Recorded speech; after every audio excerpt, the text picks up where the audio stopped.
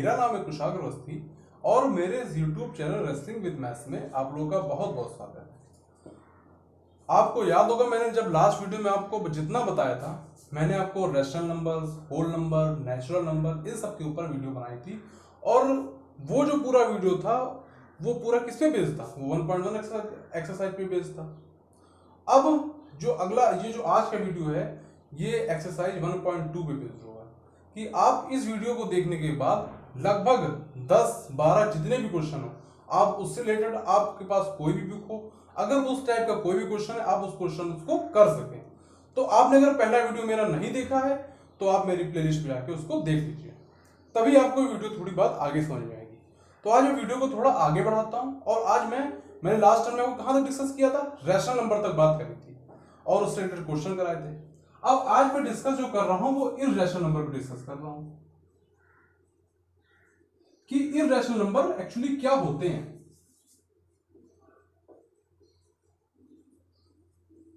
तो ये आप ये 2 मिनट सोचिए, रैशनल नंबर क्या होते थे। इर का मतलब ये समझिए ये एक इंग्लिश में नेगेटिव प्रीफिक्स है, जिसके आगे जुड़ जाता है तो उसको नेगेटिव बना देता है। इररेशनल का मतलब कि जो नंबर रैशनल नहीं है। अच्छा, रैशनल नंबर क्या होते थे? हम जिनको P/Q की फॉर्म में लिख सकते थे, जैसे आप देखिए 2/3 हम लिख सकते हैं। लेकिन वही जैसे हमने लिखा, हमने क्या बताया आपको कि जिसको हम P/Q की फॉर्म में लिख सकें, वही जैसे हमने लिखा कि इररेशनल नंबर। इररेशनल नंबर क्या होते हैं? जिनको हम P/Q की फॉर्म में नहीं लिख सकते हैं। हम जिनको P/Q की फॉर्म में नहीं लिख सकते हैं। मैं वीडियो बहुत ज्यादा लंबा नहीं करूंगा, आपको खाली उतनी ही बातें बताऊंगा जितनी आप लोग समझ सके, क्योंकि क्लास 9 के एज ए स्टूडेंट देखा जाए तो वो उतना ही, मेरे ख्याल से लगभग 100 बच्चे 90 बच्चे उतना ही समझना चाहते हैं जितना उनके एग्जाम से रिलेटेड है, उनके पॉइंट। क्योंकि ज्यादा होगा फिर वो बोर लगने लगेगा कि अब बहुत ज्यादा बड़ा टॉपिक हो रहा, तो बहुत ज्यादा आपको डीपली नहीं जाऊंगा। तो जिनको हम P/Q की फॉर्म में ना लिख सकें, तो ऐसे वो नंबर्स होंगे जैसे कि √3 हो गया, √2 हो गया, √5 हो गया, 1.00101, ऐसे इस तरीके से कोई पैटर्न जा रहा है। पाई की वैल्यू हो गई। ये सब क्या है? ये एक इररेशनल नंबर का सेट है। अब ये देखिए, इसमें कोई अच्छा डेसिमल होता तो इसमें कोई पैटर्न बनना चाहिए था। ये बढ़ता चला, डिवाइड करते जा रहे, बढ़ता चला जा रहा है डेसिमल, कोई पैटर्न भी नहीं बन रहा है। इसमें भी देखिए इसकी वैल्यू क्या होती है, ये 1.732 होती है। इसकी वैल्यू क्या होती है? 1.414 होती है। तो अब ये और पाई वैल्यू क्या होती है? 3.14 होती है। ये जितनी वैल्यूज है ना, ये एक अप्रोक्सीमेटली नहीं है, ये कोई बहुत, ये नहीं कि 3.14 ही इसकी वैल्यू है। इस बहुत सॉल्व किया गया आगे और भी बढ़ता गया, लेकिन हम लोगों ने एक पॉइंट के 2 डिजिट 3 डिजिट तक हम लोग डेसिमल तक लेते हैं नंबर, तो उस हिसाब से हम लोगों ने एक मान लिया अप्रोक्सीमेट वैल्यू इनकी ये होती है वैल्यू। तो इसलिए तो ये जितने भी नंबर देख रहे हैं ये सब क्या है? Irrational number. तो आप अगर दूसरे शब्दों में समझिए कि जिस नंबर का स्क्वायर रूट नहीं ले सकते हैं, जैसे अगर √16 लिखा होता तो ये एक क्या इररेशनल नंबर है? ये इररेशनल नंबर नहीं है। √16 जो है ये इररेशनल नंबर नहीं। क्यों? क्योंकि √16 मतलब होता क्या है? इसका मतलब क्या 4 नहीं होता है। आप 4 को नंबर लाइन में बहुत आसानी से करते हैं, ये 0, ये 1, ये 2, ये 3 और ये 4। आप 4 को तो बहुत आसानी से लोकेट कर सकते हैं, ये है 4 का पॉइंट। लेकिन अगर आपसे √3 को रिप्रेजेंट करने को बोला जाए, आप नहीं कर पाएंगे आसानी से। उसके लिए आपको बहुत तमाम जो प्रोसेस है उसमें मैं आगे डिस्कस करूंगा, उससे आपको गुजरना पड़ेगा। तो वो नंबर, हर वो नंबर जिसका स्क्वायर रूट नहीं होता है, जो परफेक्ट स्क्वायर नहीं हो सकता है। क्या 3 परफेक्ट स्क्वायर है? नहीं है। क्या √2 परफेक्ट? अगर यहां सपोज करिए एक मैं इसको उठा, यहां 4 लिखा होता तो ये फिर इररेशनल नंबर की कैटेगरी में नहीं आता, ठीक है ना? क्योंकि 4 का मतलब क्या हो जाता? 4 का मतलब हो जाता 2, क्योंकि 4 किसका स्क्वायर रूट होता है? 2 का होता है, इसलिए। तो आप ये समझिए कि हर वो नंबर जिसका हम स्क्वायर रूट नहीं ले सकते, जिसमें कोई डेसिमल का पैटर्न ना बने, तो आप ये समझिए वही क्या होते हैं? अपने इररेशनल नंबर्स होते हैं, ठीक है। अब आगे थोड़ी बात को और चर्चा को बढ़ाते हैं।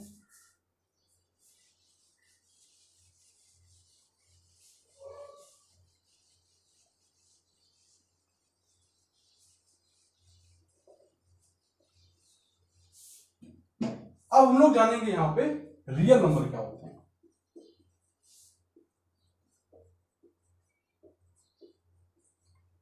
तो आप रियल नंबर को आप ऐसे समझिए कि जैसे ये एक नंबर लाइन है, ये 0 है, ये 1 है, ये 2 है, ये 3 है, ये है प्लस का इन्फिनिटी, और अगर इधर आएंगे तो ये -1 है, ये -2 है, ये माइनस है, एंड ये -इन्फिनिटी है। तो रियल नंबर का मतलब इतना मात्र समझिए कि हर वो नंबर हम जिसको नंबर लाइन में जिसकी एक एग्जैक्ट वैल्यू बता पाए, हर वो नंबर जिसकी हम रियल नंबर लाइन पे एक एग्जैक्ट वैल्यू बता पाए।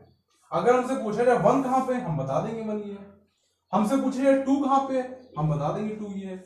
हमसे पूछा जाए √2 कहां पे है, √2 वैल्यू क्या होती है 1.414। √3 की वैल्यू क्या होती है 1.732। तो अब ये देख रहे हैं, इनको भी आप इसमें आप दिखा सकते हैं। अच्छा, अगर 1.732 को शो करना है तो आप कहां शो करेंगे? हम ये बताइए, क्या 1.732 1 और 2 के बीच में तो होगा? 1.7 समझिए, तो 1.7 कहां होगा? लगभग यहीं कहीं होगा। तो मेरा कहने का मतलब ये है कि हर वो नंबर हम जिनको नंबर, अगर पाई को शो करना है, पाई की वैल्यू कितनी होती है? पाई की वैल्यू होती है 3.14।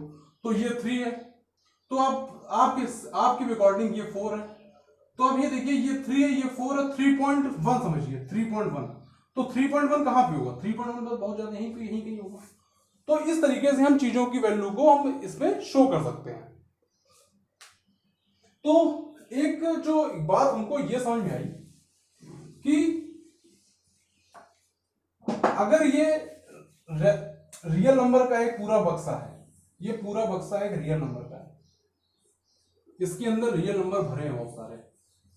इसके अंदर अगर रियल नंबर बहुत सारे भरे हैं तो 1, 2, -3, -8, कोई भी नंबर जो आपके दिमाग में नंबर आए, √2, √5, √7, पाई, माइनस का 8/3, अब ये जितने भी नंबर देख रहे हैं, हम जिसको भी एक एग्जैक्ट वैल्यू रियल नंबर पे एक नंबर लाइन में बता पाए, हम एग्जैक्ट वैल्यू जब नंबर लाइन में बता पाते हैं तो वही क्या कहलाते हैं? Real number. तो आप ये समझिए, रियल नंबर का मतलब क्या हुआ? रियल नंबर का मतलब हुआ कि रैशनल नंबर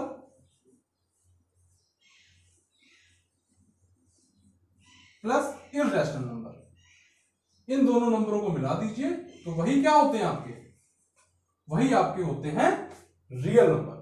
आप जब रैशनल नंबर और इररेशनल नंबर को मिला देंगे तो वही क्या होंगे? Real number. तो अब मेरे ख्याल से आपको अब बात बहुत अच्छे से समझ में आई होगी। थोड़ा सा वीडियो को और आगे बढ़ाते हैं।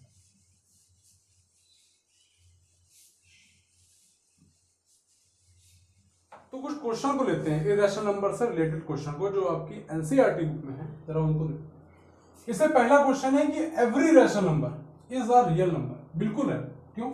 क्योंकि रियल नंबर के अंदर क्या आता है? रियल नंबर के अंदर बात है इररेशनल नंबर होने चाहिए और रैशनल नंबर होने चाहिए। इन्हीं को मिला के क्या बनता है? Real number. यानी कि रियल नंबर और इररेशनल नंबर और रैशनल नंबर इसका पार्ट है। यानी कि ये बात कैसी है? ये बात सही कि जितने भी रैशनल नंबर हैं वो रियल नंबर हैं। दूसरी बात पे आते हैं। दूसरी बात बोलती है कि जितने भी every number on the number line is of the form of root m where m is natural number। क्या कोई भी नंबर हो जो रूट m की फॉर्म में हो, आप ये बताइए, ये 0 है, ये 1 है, ये 2 है, ये 3 है। आप ये देख रहे हैं, ये नेचुरल नंबर है, ये नेचुरल नंबर है, ये नेचुरल नंबर है। लेकिन अगर हमसे बोल दिया जाए कि रूट m की फॉर्म में करने वाले √6 लिख दिया, तो क्या √6 का एक नेचुरल नंबर लाइन पे शो करेंगे तो √6 का एक नेचुरल नंबर निकल के आएगा? नहीं आएगा। √6 की वैल्यू हो गई, √3 की वैल्यू हो गई, √3 की वैल्यू होती है 1.732।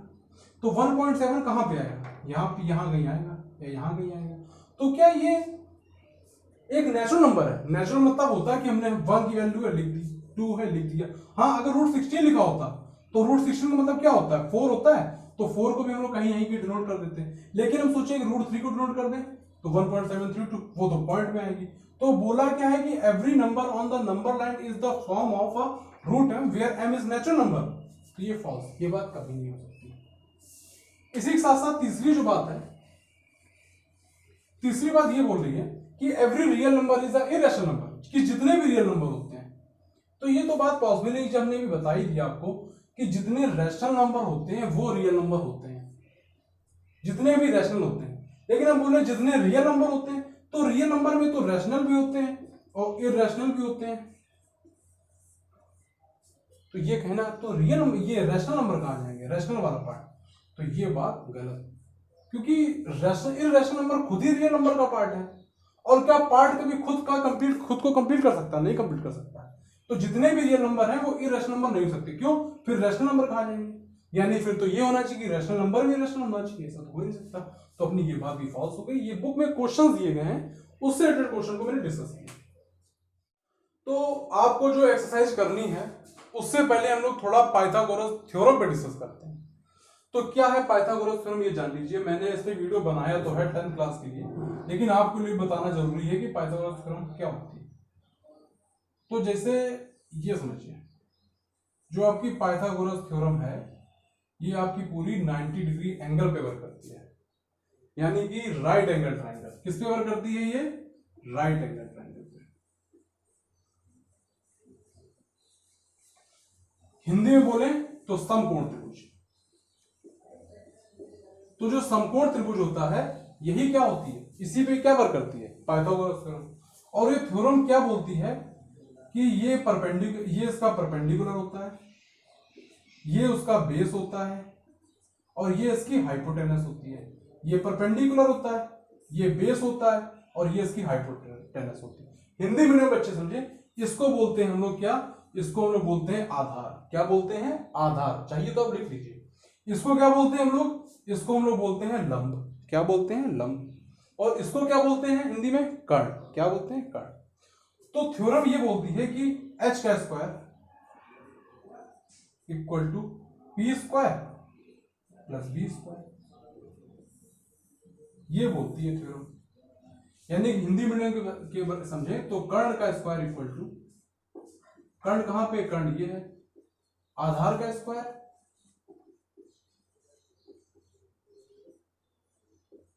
प्लस लंब का स्क्वायर।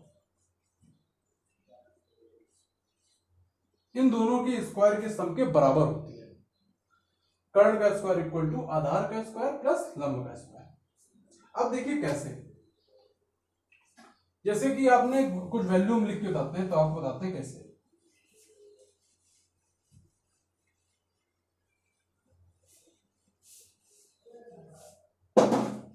तो ये ऐसे हुआ, जैसे ये मैंने लिखा, ये अगर 3 है, ये अगर 4 है, तो ये पक्का 5 होगा। देख लीजिए 3 का स्क्वायर कितना होता है? फॉर्मूला क्या आता है? P square plus b square equal to h square. यही तो बताया ना फॉर्मूला, मैंने थोड़ा रिवर्स में लिख दिया। यही तो होता है ना फॉर्मूला कि परपेंडिकुलर का स्क्वायर और बेस के square equal to hypotenuse. Hypotenuse क्या है? ये इसके स्क्वायर। ये परपेंडिकुलर, ये बेस, और ये हाइपोटेनस। तो अब ये देखिए पी का P P P three, P कितना है? 3 है। तो 3 का स्क्वायर कितना होगा? 3 का स्क्वायर होगा 9। बेस कितना है? बेस है 4। 4 का स्क्वायर कितना होगा? 16। और इसका कितना स्क्वायर होगा? h 25। तो अब 69 कितना होता है? 25। देखिए थ्योरम सेटिस्फाइड है। तो कहने मतलब ये है कि इसके स्क्वायर करिए, इसका स्क्वायर करिए, दोनों को ऐड करिए, अगर वो हाइपोटेनस के स्क्वायर के बराबर आ जाए, तो यानी कि यही पाइथागोरस थ्योरम है। ठीक है। तो अब इनको ये बताते हैं थ्योरम आई कैसे।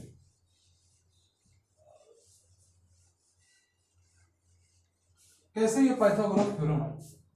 तो आपको एक काम करिए, एक आप कोई जैसे एक ये मैंने बहुत बड़ी सी एक लाइन खींची, इस पे आप कहीं भी 2 पॉइंट लोकेट कर लीजिए, 2 पार्ट में इसको डिवाइड कर लीजिए। मैंने एक ये पॉइंट ले लिया और बोला कि इतना पार्ट ये जो है ये x का है और इतना पार्ट है ये y का है, इसी लंबाई के बराबर मैंने यहां पे स्क्वायर खींच लिया। इस तरीके से मैंने क्या किया? इस तरीके से स्क्वायर खींच लिया। और जो रेशियो यहां चल रहा था, मैं आप पाइथागोरस थ्योरम की प्रूविंग बता रहा हूं आपका, ये तो जो ये स्क्वायर चल रहा था, तो ये रूट एक्स था। अल्टरनेट पे इधर भी जैसे हमने यहां डिवाइड किया ना एक्स वाई में, तो हर लाइन को इसको इसको इसको सबको डिवाइड करते हैं। तो ये एक्स था, ये वाई था, तो अब यहां वाई लीजिए, तो यहां से लेके यहां तक का पार्ट क्या होगा, वाई होगा, वाई वाला पार्ट बड़ा है, और ये पार्ट एक्स, तो ये एक्स, इसको भी हमने उसी पॉइंट डिवाइड किया, इसको भी, ये एक्स है। अल्टरनेट लीजिए, अगर यहां एक्स था तो यहां वाई, यहां एक्स है तो फिर यहां वाई, तो इतना पार्ट क्या होगा, वाई का होगा, और इतना पार्ट क्या काहे का होगा, एक्स का होगा। फिर इसको भी डिवाइड करिए, तो ये वाला पार्ट हम मानते हैं वाई है, और ये वाला पार्ट क्या है, एक्स है। अगर आप इनको मिला दें, इनको अगर हम लोग मिला दें इसे,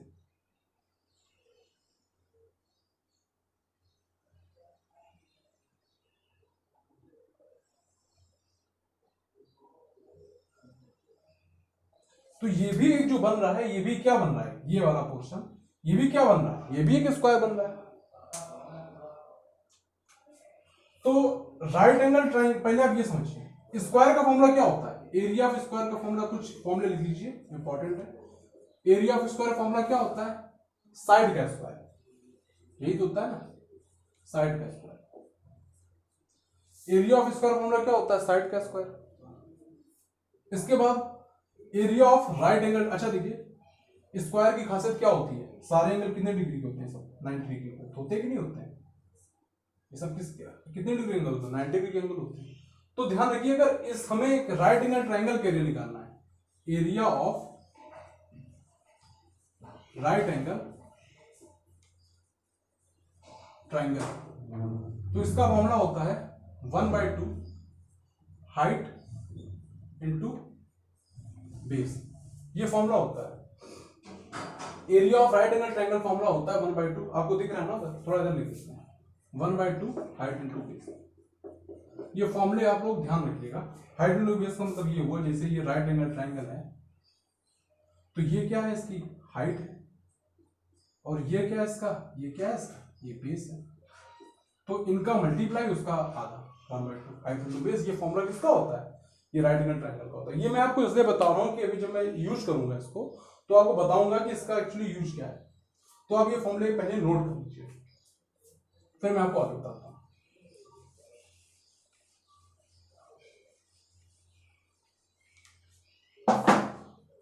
ये अंदर मैंने कुछ भी बनाया हो, ये अगर एक स्क्वायर बना है, तो बताइए इसकी, इस स्क्वायर की साइड क्या है, इस स्क्वायर की साइड क्या है, x प्लस वाई क्या साइड है, इस स्क्वायर की, जो स्क्वायर बनाया है, इस स्क्वायर के आप साइड को क्या बोलेंगे, आप बोलेंगे x प्लस वाई है। और फॉर्मूला क्या होता है एरिया ऑफ स्क्वायर का, साइड का स्क्वायर, साइड क्या है, x प्लस वाई, यही तो साइड है, और x प्लस वाई का स्क्वायर कर दिया हमने।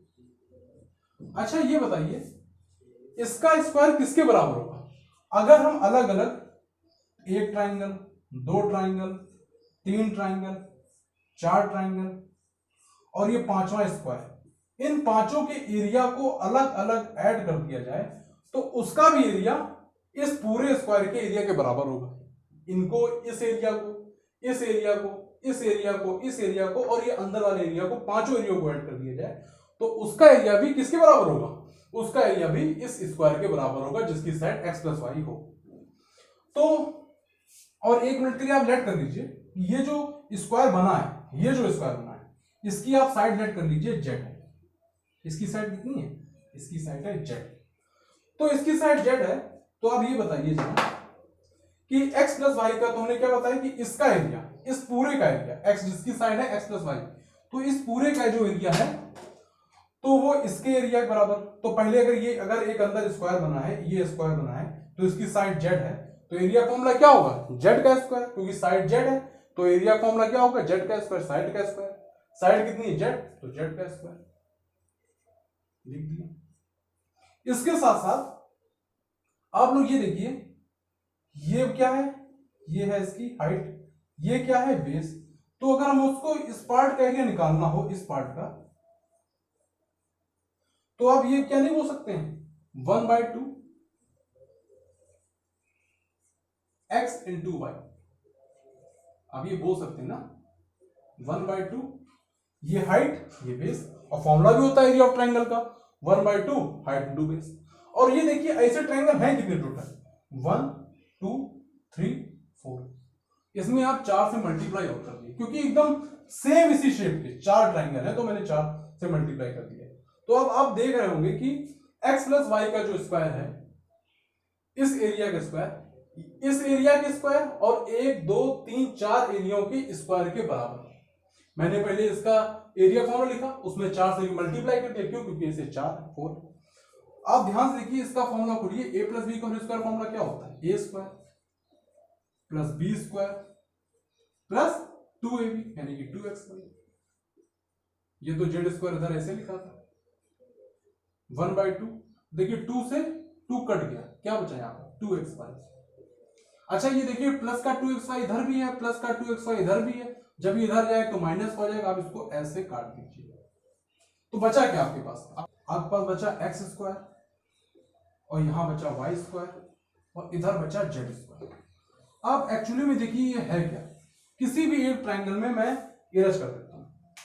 अच्छा देखिए ये जेड थी तो ये भी तो जेड होगी ना, क्योंकि स्क्वायर की सारी सेट क्या होती है, बराबर होती है। तो मैं एक सेकेंड के लिए खाली इतना ही, फिगर कोई नहीं सकता ना, मैं इस फिगर ले रहा हूं ज्यादा, एक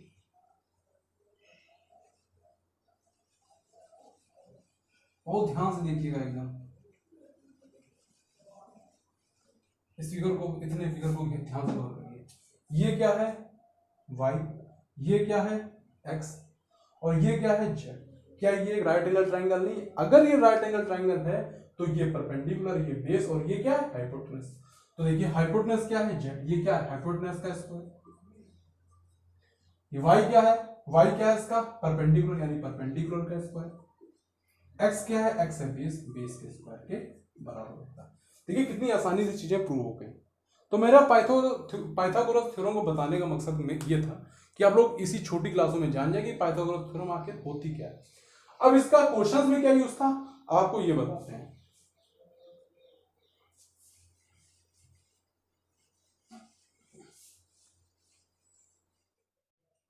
तो जो इसका क्वेश्चंस में यूज है तो वो ऐसे समझिए आप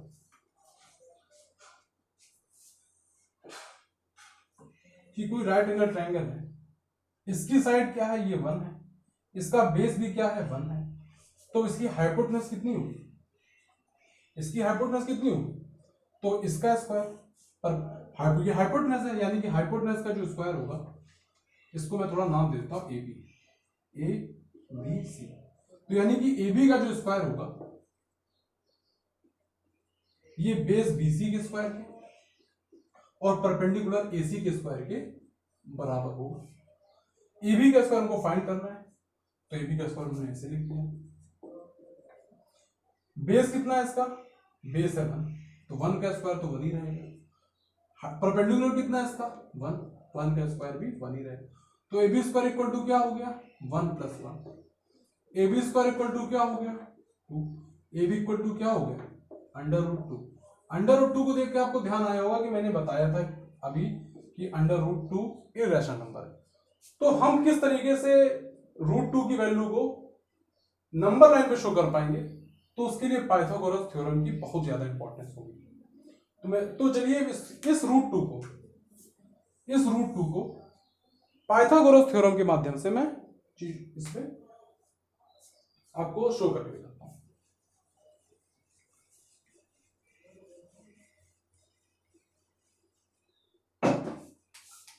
तो मैंने क्या किया, नंबर लाइन फिर से ड्रॉ करी, ये 0 था, ये 1 था, ये 2 था, ये 3 था। इसी तरीके से आप आगे इधर आएंगे तो -1, ये -2, इसी तरीके से। तो हमने क्या बताया आपको कि अगर ये 1 होगा, ये 1 होगा तो ये √2 होगा, अभी मैंने आपको बताया है। तो आप ये देखिए, कहने मतलब ये है अगर ये 1 यूनिट है, यहां से लेके यहां तक क्या है, ये 1 यूनिट है, ये 1 यूनिट है, बेस 1 यूनिट है, इसकी ये भी 1 यूनिट ले लीजिए। अच्छा ये 1 यूनिट लेंगे कैसे, इसके एकदम परपेंडिकुलर लेंगे, सीध में 90 डिग्री में। अब आपको लगेगा इसमें 90 डिग्री एंगल कैसे लाना, तो आप ऐसे देखिए,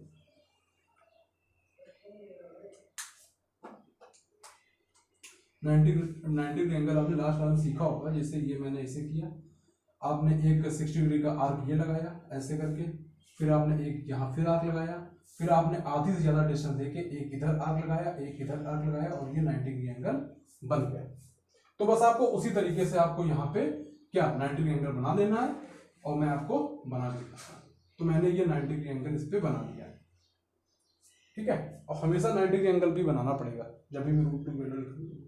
तो ये 90 डिग्री एंगल है, और जितनी ये 1 है, तो हमने क्या किया, कंपास से, प्रकाश से हमने इतनी डिस्टेंस दी, इतनी डिस्टेंस दे के हमने क्या किया, हमने यहाँ पे ऐसे आर्क लगा दिया।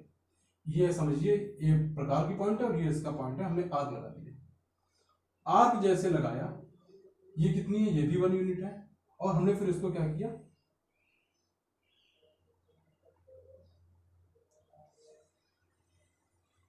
हमने इसको इससे मिला दिया।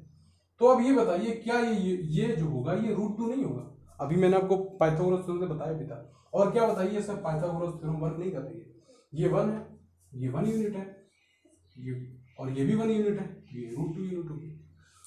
अब इस रूट 2 को हम इस नंबर लाइन पे कैसे शो करेंगे? तो आप ऐसे देखिए, ये प्रकार की पॉइंट है, आप इसको बढ़ाइए और उतना बढ़ाइए कि ये यहाँ पे इतनी आप डिस्टेंस इस प्रकार से ले लीजिए, ऐसे करके इस तरीके से एक प्रकार की पॉइंट यहाँ रख ली, कंपास की पॉइंट, और इसको यहाँ लेके हमने पॉइंट ले ली, और जैसे ले ली बस हमने यहाँ पे एक आर्क लगा दिया है। अब उतनी डिस्टेंस लेके हमने यहाँ क्या कर दिया, आर्क लगा दी।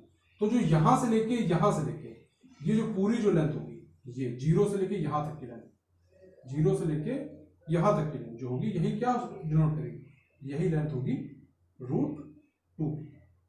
यही लेंथ किसकी होगी, यही लेंथ होगी रूट 2 की लेंथ होगी। तो मेरे ख्याल से आपको बात समझ में आएगी। एक बार फिर से मैं बता देता हूँ कि हमने क्या किया, हमने 1 यूनिट यहाँ से डिस्टेंस लिया, फिर 1 यूनिट परपेंडिकुलर डिस्टेंस लिया, फिर मैंने इसको आपस में क्या किया, मिला दिया। मिलाने के बाद ये है कि ये वैल्यू क्या आई, रूट 2 आएगी। आप पाइथागोरस थ्योरम से देख लेंगे, अगर ये 1 है, ये 1 है, तो ये रूट 2 होगा। उसके बाद हमने क्या किया, हमने इसको कंपास से इतनी डिस्टेंस ली, और उतनी डिस्टेंस हमने यहाँ आर्क लगा दिया। तो जो डिस्टेंस आएगी वही किसकी डिस्टेंस होगी, रूट 2 की डिस्टेंस होगी। इसी तरीके से हम बहुत सारे इररेशनल नंबर की डिस्टेंस हम लोग इसी फॉर्मूले से हम लोग फाइंड कर सकते हैं। तो इसके लिए फॉर्मूला भी बना है, जरा फॉर्मूला पे फोकस करते हैं।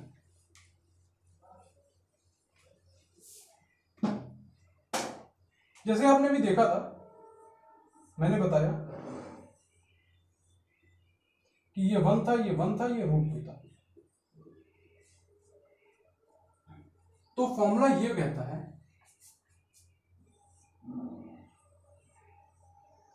कि अगर ये 1 है और ये रूट n है, तो ये जो डिस्टेंस होगी ये रूट n माइनस 1 होगी। आप देखिए, इसको आप एक घड़ी के लिए n मान लीजिए, एक सेकंड के लिए। अगर ये n है तो जो बेस वाली डिस्टेंस कितनी होगी, बेस वाली डिस्टेंस कितनी होगी, n माइनस 1। और 2, अगर 2n है तो 2 से आप 1 को सब्ट्रैक्ट करेंगे तो यहाँ क्या बचेगा, 1 ही तो बचेगा, और यहाँ तो 1 रहना है। हर पोजीशन में यहाँ हमें 1 यूनिट डिस्टेंस लेनी। परपेंडिकुलर जो डिस्टेंस होगी वो हमेशा 1 यूनिट ली जाएगी, ये ध्यान रखिए। तो ये फॉर्मूला है। तो अगर हमको रूट 3 की वैल्यू पर निकालनी है, अगर ये रूट 3 है तो ये n, तो ये क्या होगा, n माइनस 1, ये रूट 2 होगा, और ये कितना होगा, ये हमेशा 1 रहेगा, ध्यान रखिए। और इस पे पाइथागोरस थ्योरम सेटिस्फाइड भी कर रही है। इस पे जो है पाइथागोरस थ्योरम सेटिस्फाइड कर रही है। कैसे, 1 का स्क्वायर कितना होता है 1, रूट 2 का आप स्क्वायर करेंगे तो रूट 2 का जब स्क्वायर करेंगे तो रूट हट जाएगा, 2 बचेगा, और 2 प्लस 1 कितना होगा, 3 होगा। तो सेटिस्फाइड भी थ्योरम कर रही है। तो इस तरीके से इस फॉर्मूले से हम लोग और भी चीजें निकाल सकते हैं।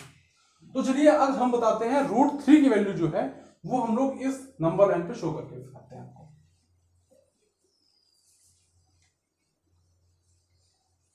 कितने मिनट वीडियो होगी, 29 मिनट 30 मिनट कटेगी, लेकिन वीडियो में 10 मिनट की कम से कम। तो रूट 3 को हम शो करके दिखाते हैं।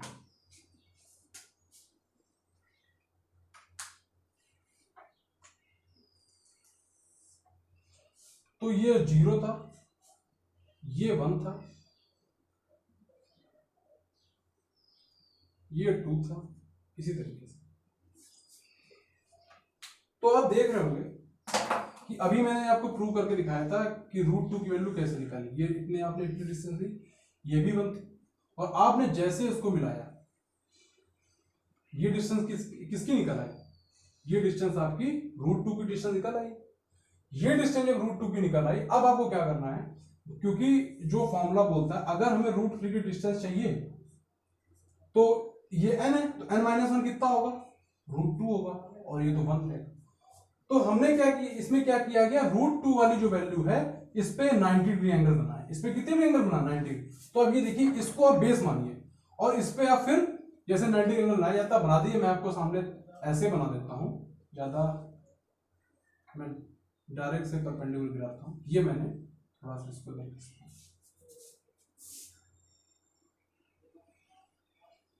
ये मानिए आपने बना दिया परपेंडिकुलर, और इससे हमने कितनी डिस्टेंस दी? यहाँ पे इस पे हमने 1 यूनिट डिस्टेंस दी। कितनी डिस्टेंस दी? 1 यूनिट डिस्टेंस दी।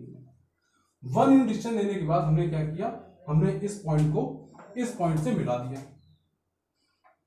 इसको हमने क्या किया, इससे हमने मिला दिया। जैसे मिलाया हमने इससे, तो अब फिर वही काम कि हमने क्या प्रकाल से कंपास से इतनी डिस्टेंस देके हमने यहाँ पे क्या किया, आर्क लगा दिया। ऐसे इतनी डिस्टेंस देके आर्क लगा दिया।